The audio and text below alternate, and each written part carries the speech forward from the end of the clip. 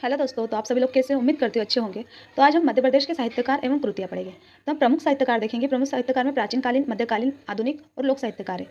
तो प्राचीन कालीन साहित्यकार है कालिदास, भर्तृहरि, बाणभट्ट, भवभूति और राजशेखर, और एक दंडी भी है। मध्यकालीन साहित्यकार केशव दास, पद्माकर, भूषण और राजा भोज। आधुनिक साहित्यकार माखनलाल चतुर्वेदी, सुभद्रा कुमारी चौहान, बालकृष्ण शर्मा नवीन, हरि शंकर परसाई, शरद जोशी, गजानन माधव मुक्तिबोध। और मध्य प्रदेश के लोक साहित्यकार जगनेक, सिंघाजी, घाघ, ईसुरी। तो कालिदास है। कालिदास की रचनाएं महाकाव्य दो है उनके, रघुवंश और कुमार संभव। नाटक तीन, अभिज्ञान शाकुंतलम, विक्रम वर्षियम और मालविका अग्निमित्रम। और खंडकाव्य ऋतुसंहार और मेघदूत। तो महाकाव्य में रघुवंश के अन्य राजाओं का सुंदर वर्णन है। इसमें दिलीप से लेकर महाराज दिलीप से लेकर रघुवंश के अन्य राजाओं का सुंदर वर्णन है। कुमार संभव में शिव की कथा का वर्णन है।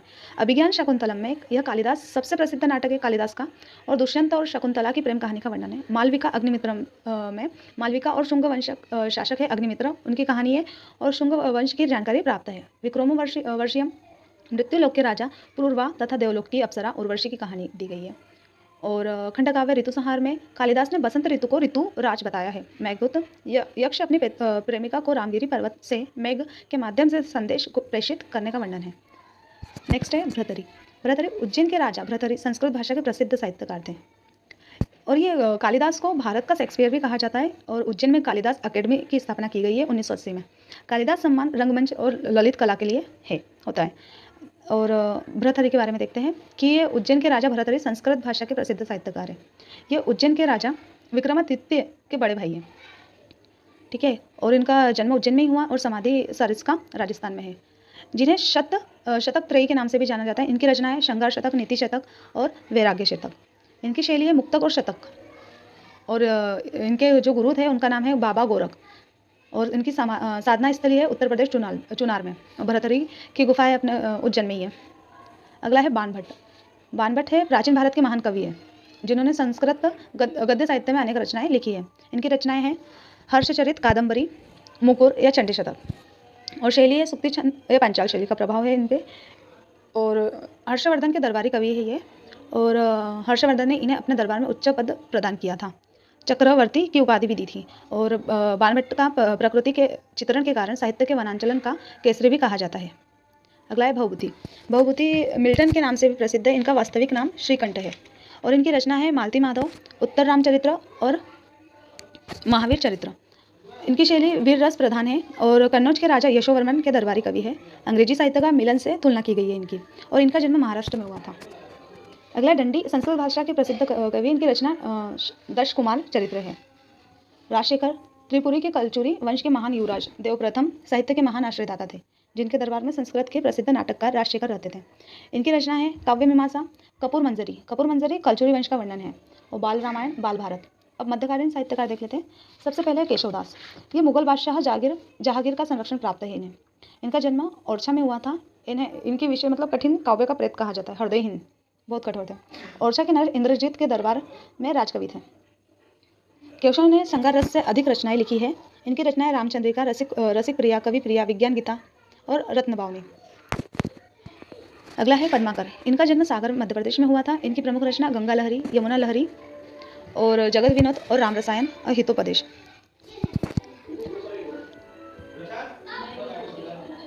पद्माकर रीतिकाल के अंतिम कवि हैं। पद्माकर ग्वालियर राजा दौलतराव सिंधिया के दरबारी कवि भी थे। और उपाधि इनको कविराज शिरोमणि की दी गई है। अगला है भूषण। इनका उपनाम जटाशंकर था। इनका जन्म कानपुर के निकट माना जाता है। भूषण को बुंदेला शासक छत्रसाल का संरक्षण प्राप्त है। भूषण ने वीररस प्रधान काव्य लिखा है। और इनकी रचनाएं शिवराज भूषण, शिवा बावनी, छत्रसाल दशक, भूषण हजारा और भूषण विलासा। और भूषण की उपाधि चित्रकूट के राजा हृदय राम के पुत्र रुद्र शाह ने प्रदान की थी। नेक्स्ट है राजभोज। इनका जन्म उज्जैन में हुआ था। इनकी प्रमुख रचना भोज प्रबंधन, आत्मकथा सरस्वती, कंठाभरण, विद्या विनोद, सिद्धांत संग्रह और चारु चर्चा, राम रागण, सूत्रधार। आधुनिक साहित्य का माखनलाल चतुर्वेदी। इनका जन्म 1890 में बाबई होशंगाबाद में हुआ था। इनकी कर्मभूमि खंडवा रही है। इन्हें भारतीय आत्मा भी कहा जाता है। इनकी पत्रिका प्रभा का संपादन खंडवा से किया गया है, जबकि कर्मवीर का संपादन जबलपुर से किया गया है। माखनलाल चतुर्वेदी को हिम तरंगिणी के लिए 1955 में साहित्य अकादमी पुरस्कार दिया गया था, प्रथम। और माखनलाल चतुर्वेदी गांधीवादी विचारों से प्रभावित थे। और उन्होंने असहयोग आंदोलन, सविनय अवज्ञा आंदोलन एवं भारत छोड़ो आंदोलन में भाग लिया था। और ये कर्म इनकी कर्म भी कसाई खाना आंदोलन है। माखनलाल चतुर्वेदी समारोह प्रतिवर्ष खंडवा में आयोजन होता है।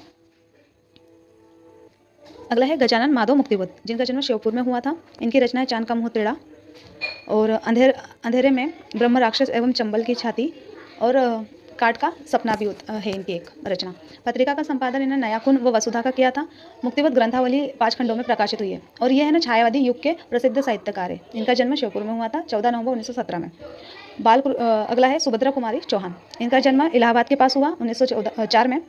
इनका विवाह ठाकुर लक्ष्मण सिंह के साथ हुआ था। इनकी रचना त्रिधारा, मुकुल, झांसी की रानी, सभा के खेल, बिखरे मोती और उमदानी हुई और सीधे साधे चित्र भी है। इनकी शैली वीर रस से पद्य शैली है। स्वतंत्रता आंदोलन जैसे झंडा सत्याग्रह, भारत छोड़ो आंदोलन में योगदान इनका रहा है। अगला है हरिशंकर परसाई, इनका जन्म जामनी गांव होशंगाबाद में हुआ है और वसुधा और प्रहरी नामक पत्रिका का संपादन जबलपुर से किया है। और इनकी रचनाएं टटकी खोज, निठल्ले की डायरी, टॉर्च बेचने वाला, रानी, नागफनी की कहानी, सदाचार का ताबीज, ठिठुरता, गणतंत्र व भूत के पाँव पीछे। और 1982 में साहित्य अकादमी पुरस्कार मिला था और जबलपुर से वसुधा पत्रिका और ये प्रहरी, ये याद रखना, पत्रिका पूछते हैं। और परसाई ग्रंथावली 6 खंडों में विभक्त है। शरद जोशी, इनका जन्म 1931 उज्जैन में हुआ था। 1990 में पद्मश्री पुरस्कार प्राप्त है और उनकी रचना है परिक्रमा, जीप पर सवार इलिया, एकता गदा, अंधों का हाथी, तिलस्म, फिर किसी बहाने, राह किनारे बैठे एवं मैं और केवल मैं, ये इनकी रचना है। अगले है बालकृष्ण शर्मा नवीन, इनका जन्म 1897 मध्य प्रदेश के शाजापुर में जिले में हुआ था। लोकसभा और राज्यसभा के सदस्य हैं। ये 1957 में राज्यसभा के सदस्य बने थे। 1960 में पद्म भूषण से सम्मानित किया गया था और ये संविधान सभा के सदस्य भी रह चुके हैं। इनकी रचनाएं कुमकुम, रश्मि रेखा, अपलक, उर्मिला महाकाव्य है। और महात्मा गांधी के आह्वान पर स्वतंत्र आंदोलन से सक्रिय रहे। भवानी प्रसाद मिश्र, ये प्रयोगवादी कवि है। इनका जन्म टिगरिया होशंगाबाद में हुआ था। मृत्यु नरसिंहपुर में हुई थी। रचनाएं गीत फरोश, सन्नाटा, बुनी हुई रस्सी और तुम आते हो। बुनी हुई रस्सी के लिए इन्हें 1972 में साहित्य अकादमी पुरस्कार मिला है।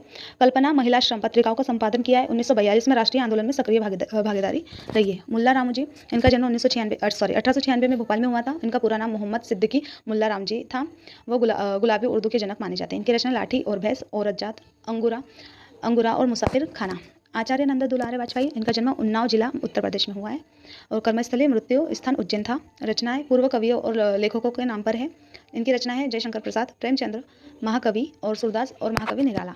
बाल बैरागी, इनका जन्म नीमच जिले में हुआ था। इनका वास्तविक नाम नंदराम दास है। इनकी रचना है दीवट पर दीप, गन्ने मेरे भाई और अपनी गंध नहीं बेचूंगा।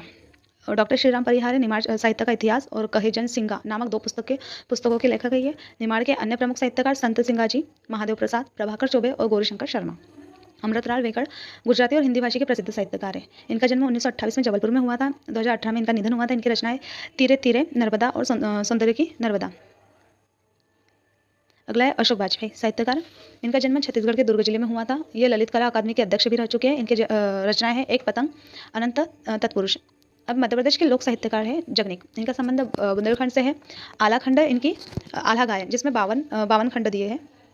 विश्व सबसे लंबी कविता आला खंड मानी जाती है विश्व की। और ये नहीं क्या यह चंदेलवंशीय राजा परमाल के दरबारी कवि है। इनकी रचना में परमाल रासो आला खंड भी है। ये भाषा ब्रज और कन्नौजी वीर रस और अलंकारों का प्रयोग करते हैं। और सिंगाजी, संत सिंगाजी मध्य प्रदेश के निमाड़ क्षेत्र के प्रमुख संत थे। निमाड़ का कबीर भी कहा जाता है इन्हें। बड़वानी में इनका जन्म हुआ था और पशु रक्षक देव के नाम से भी पूजा जाता है इन्हें। इनकी रचना है 12 मासी 15 तिथि।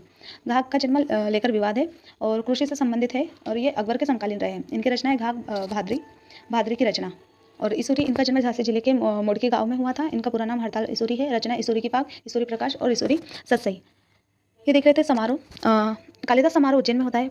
पद्माकर सागर में, सुभद्रा कुमारी चौहान जबलपुर, बालकृष्ण शर्मा समारोह शाजापुर, माखनलाल समारोह खंडवा, राजशेखर समारोह भोपाल, भगवती समारोह ग्वालियर और केशव समारोह ओरछा। तो आज ये हमारा साहित्यकार और उनकी कृतियाँ कंप्लीट हो गई है, प्राचीन, मध्यकालीन और आधुनिक की, और मध्य प्रदेश के लोक साहित्यकार भी। तो कैसी लगी आपको ये वीडियो? कमेंट्स कीजिए, लाइक कीजिए और सब्सक्राइब कीजिए। Thank you.